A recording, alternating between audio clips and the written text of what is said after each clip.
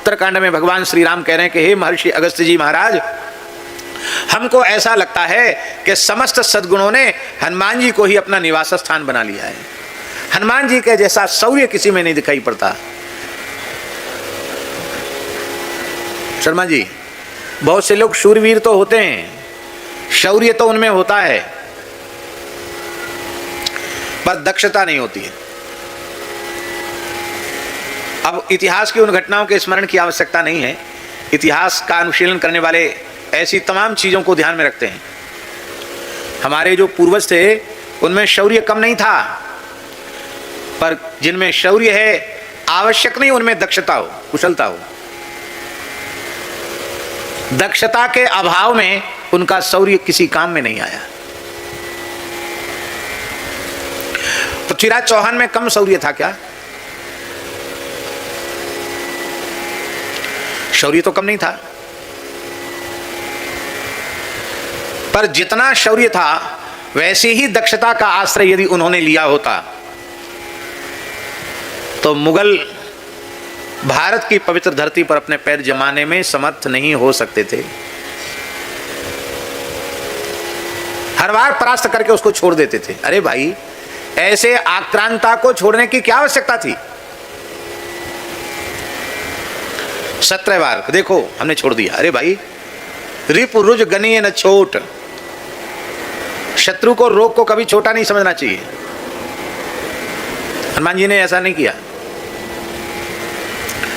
हनुमान जी ने लंका में जाकर देखा कि ये राक्षस इतने अहंकारी हैं, इनका उत्साह इतना प्रचंड है कि इनसे टक्कर लेना किसी के बस की बात नहीं। तो इनको हतोत्साहित कैसे करें, इनका हौसला पस्त कैसे करें? तो हनुमान जी ने पहली यात्रा में ही उनका हौसला पस्त कर दिया। यह है दक्षता। शत्रु बहुत शक्तिशाली है, उसके पास अपार जनबल, धनबल, शारीरिक शक्ति का बल है, सिद्धियों का बल है, अनेक प्रकार के बलों से संपन्न है शत्रु।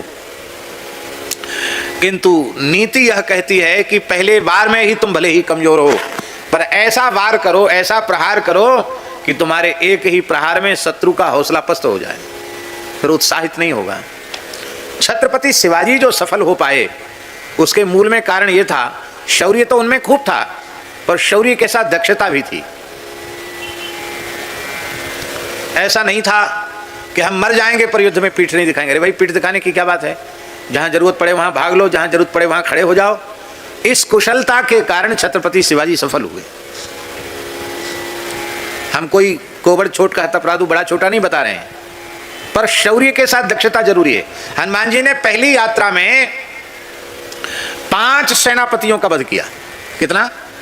5 सेनापति फौज लेकर के आए, रावण की अजय फौज समाप्त कर दिया। 7 मंत्री पुत्रों को समाप्त किया और अक्षय कुमार को समाप्त किया। अक्षय कुमार को क्यों समाप्त? अक्षय कुमार का अपराध बहुत ज्यादा नहीं था, पर हनुमान जी ने अक्षय कुमार को समाप्त कर दिया। चाहते तो छोड़ सकते थे उसको। और वाल्मीकि में तो यहां तक संकेत है कि अक्षय कुमार के वध के बाद हनुमान जी को थोड़ा पश्चाताप भी हुआ। और आश्चर्य की बात है, माने इतना प्रचंड पराक्रमी है अक्षय कुमार कि हनुमान जी के साथ जो उसका युद्ध हुआ है, आकाश में सिद्ध ऋषि मुनि वो विस्मित हो रहे हैं उसके पराक्रम को देख करके। हनुमान जी भी कहते भाई विलक्षण पराक्रमी है, पर क्या करें, आज इसको मारना ही पड़ेगा। क्यों मारना पड़ेगा? इसको कहते दक्षता। क्यों मारना पड़ेगा? आप लोग ध्यान दें। अंगद जी ने कहा कि आप लोग चिंता न करें, मैं लंका जा सकता हूं, लौट के नहीं आ सकता। तो लौट के नहीं आ सकता, क्या कारण है भाई? थक जाओगे, क्या बात है, क्यों नहीं आ सकते लौट के? अंगद कहे जाऊं मैं पारा, जिय संशय कछु फिरती वारा। लौटते समय हमको अपने प्राणों का संदेह है, हो सकता मैं जीवित ना आऊं। तो जीवित न आऊंगा तो फिर समाचार कौन सुनाएगा? तो क्या श्री अंगद जी इतने कमजोर हैं जो उन्हें आत्मविश्वास नहीं है कि मैं लंका जाकर लौट के नहीं आ पाऊंगा? उसका कारण जानते हैं आप?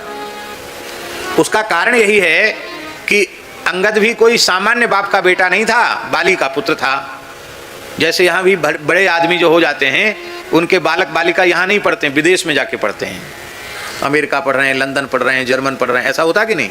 अब तो एक फैशन चल गया कि विदेश भेजो, भले ही वहाँ से सब संस्कार चौपट करके आवें और सारी सभ्यता को धो करके आवें, लेकिन भेजो विदेश, तभी लोगों के बीच में हमारा बड़प्पन प्रतिष्ठित होगा। ऐसी एक धारणा लोगों में बन गई।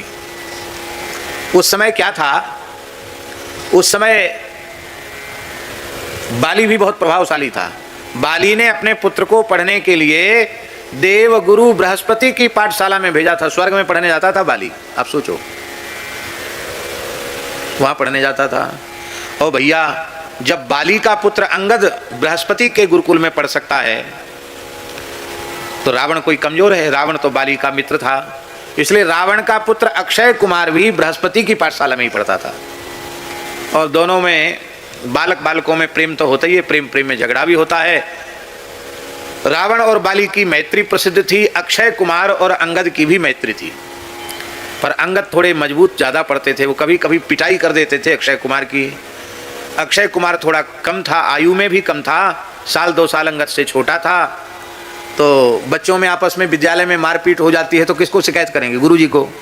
तो बृहस्पति जी को अक्षय कुमार कहता कि गुरुजी अंगद मुझे मारता है।